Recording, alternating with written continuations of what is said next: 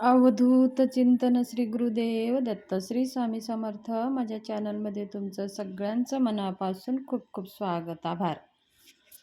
चला तर मग आज होळीच्या दिवशी काही असे विशेष उपाय करायचे असतात आणि होळीविषयी थोडीशी माहिती आपण जाणून घेणार आहोत. होळीच्या दिवशी बघा, आपल्याला कोणीही काही आग्रह केल्यावर काही वस्तू खायचे नसतात. ह्याचे कोणते परिणाम आपल्या जीवनावर पडणार आहे ते पण पाहणार आहोत. पण होळी साजरी करण्याच्या मागचा उद्देश काय आहे आणि होळी साजरी का केली जातात त्याच्याविषयी थोडीशी माहिती मी देते. होळी सणाची माहिती आपण ह्या व्हिडिओमध्ये पाहणार आहोत. फाल्गुन महिन्यात येणारी पौर्णिमा ही होळी पौर्णिमा म्हणून ओळखली जाते. हुतात्मा पौर्णिमासुद्धा म्हणतात. मुळात ही शशी ऋतू हा गारवा घेऊन येतो आणि तसाच तो पानगळीही सुरू करतो. पानगळ होऊन पानाचा भला मोठा ढीग जमा व्हायला लागतो आणि झाडे अक्षरशः असे हुबे खराटे दिसायला लागतात. अशावेळी थंडीचा गारव्यातून शरीर मनाला थोडी ऊब देणारी होळी असते आणि ही होळी प्रज्वलित करण्यासाठी ही खराटे, झाडाची पाने, पाचोळा मुख्य वापरून आपल्याला होळी पेटवायची असते. म्हणून आपण होळी पेटवत असतो. होलिका एक राक्षसी होती, हे तर आपल्याला माहितीच असेल. एक राक्षस होती आणि त्याच्याविषयी अशी एक गोष्ट आहे. हिरण्यकश्यपाचा मुलगा प्रल्हाद हा विष्णू भक्त होता. हिरण्यकश्यपाला अमर तत्वाचे वरदान मिळाले होते आणि ते वरदान मिळाल्यामुळे तो उत्मान झाला होता, म्हणजे उग्र झाला होता आणि त्याच्याशिवाय अन्य कोणालाही देवाचे पूजन प्रार्थना करायची नाही असा त्याचा हुकूम होता. पण त्याचा मुलगा प्रल्हाद सतत विष्णूचे नामस्मरण करत होते आणि ते नामस्मरण करत असल्यामुळे आपल्या मुलालाच मारून टाकण्याचा प्रयत्न त्याने केला. त्याने आपली बहीण होलिका हिला बोलावले आणि होलिका कधी अग्नीत जळू शकत नाही असा तिला वर मिळालेला होता आणि होलिकेने भक्त प्रल्हादाला मांडीवर घेतले आणि जाळून टाकण्याचा प्रयत्न केला. पण विष्णूच्या कृपेने प्रल्हाद वाचला आणि स्वतः होलिका जळून गेली, अशी आख्यात कथा पुराणामध्ये आपल्याला माहिती आहे. आधुनिक काळात कसोटीवर विश्वसनीय वाटत नसले तरीही त्यातून सुरू झालेल्या परंपरा मात्र आजही पाळल्या जातात.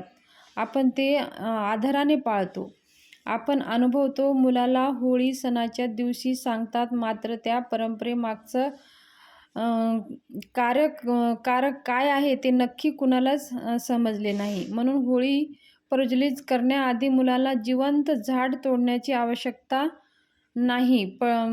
पडलेल्या झाडाच्या पानापाचोळा जमा करून होळी प्रज्वलित करायची असते आणि होळी प्रज्वलित झाल्याच्या नंतर त्या होळीजवळ जाऊन आपण उलटा हात करून बोंब मारतो, म्हणजे आपल्या तोंडावरती मारत असतो. म्हणजे ह्याच्या मागचं कारण हे आहे की जी होलिका जे राक्षसी होती ती जळून गेली, म्हणजे वाईट शक्तीचं जळून गेली, म्हणून बो म्हणून तोंडावर आपण बोंब मारत असतो आणि चांगले विचार त्याच्यातून बाहेर आले. म्हणजे हा प्रल्हाद भक्त विष्णू भक्त होता असल्यामुळे त्याला जाळण्यासाठी गेली होती, पण ती वाईट बुद्धीची राक्षसिका होलिका जळून गेली आणि प्रल्हाद हा त्या होळीतून सुखरूप बाहेर आला. ह्या होळीची कथा आहे. म्हणजे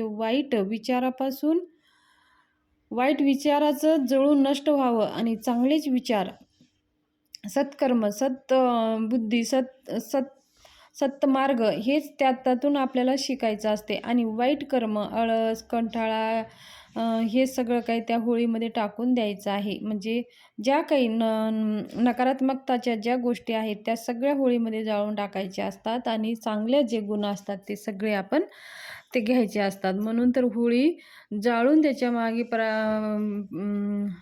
फेऱ्या, म्हणजे हे करून प्रदक्षिणा करून होळीची पूजा केली जाते बघा. आणि ही होळी आपल्या वाईट विचाराचा नाश करून चांगले विचार उद्यानाने येण्यासाठी हा होळी सण साजरा केला जातो. तर आणि असं पण मानलं जातं ह्या होळीच्या दिवशी काही असे उपाय पण करायचे असतात जे आपल्या जीवनामध्ये फायदेशीर ठरतात. आणि काही अशी वस्तू असतात की ते आपण कुणाचं खाऊ नये, अन्न खाऊ नये. कुणीही कितीही आपल्याला आग्रह केले तरीही आपण होळीच्या दिवशी कुणाच्या घरचं अन्न खाऊ नये अशी मान्यता आहे. त्याचबरोबर ज्या पांढऱ्या वस्तू त्याच्यामध्ये पांढरी मिठाई असते, पांढरं नारळ असतं किंवा पांढऱ्या प्रकारच्या ज्या काही वस्तू असतात, ते असं मानलं जातं की कोणीही आपल्या जर शत्रू असतील, ते आपल्यावर काही नकारात्मकता करण्याचा विचार असतील तर ते केलं जातं. तर त्याच्यामुळे आपण कोणत्याही अशा पांढऱ्या वस्तू अजिबात खाऊ नये आणि कोणाच्या घरचं तर अन्न खाऊ नये. शक्य होईल तेवढं आपल्या घरचंच अन्न खावं. पण आपल्या ज्या जवळचे लोक नातेवाईक असतात, जसं म्हणला भाऊ म्हणा, बहीण म्हणा, आई-वडील म्हणा, ह्या सगळे लोकं आपले असतात, तर ते आपल्यावर असं काही करणार नाहीत. पण दुसरे जे आपले शत्रू असतात, जे आपल्यावर जळणारे असतात, जे आपल्याला आपलं देखवत नाही, अशा लोकांपासून जरा दूर राहिलेलंच बरं.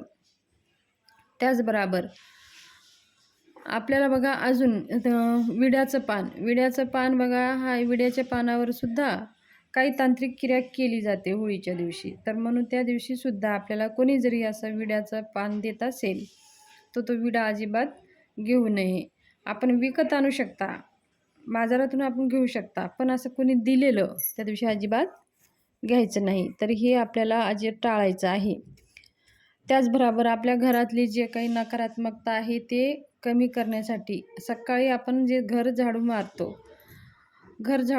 मारल्यानंतर ते घरातली थोडीशी चिमूटभर धूळ एका पुडीमध्ये बांधायचं आहे आणि ती बांधून संध्याकाळी होळी पेटवल्यानंतर ती आपल्या घरातली सगळी नकारात्मकता जाळून टाकायची आहे. जसं होलिका जळून गेली, भस्म झाली, ती नकारात्मकता होती, ती त्या प्रल्हादला जाळण्यासाठी गेली होती, पण ती स्वतःच जळून भस्म झाली. तसंच आपल्या घरातल्या ज्या काही नकारात्मकता, वाईट शक्ती आहे, ते जळून भस्म व्हावं आणि चांगले विचार राहावं म्हणून ती आपल्या घरातली थोडीशी धूळ त्या आगीत टाकायची आहे.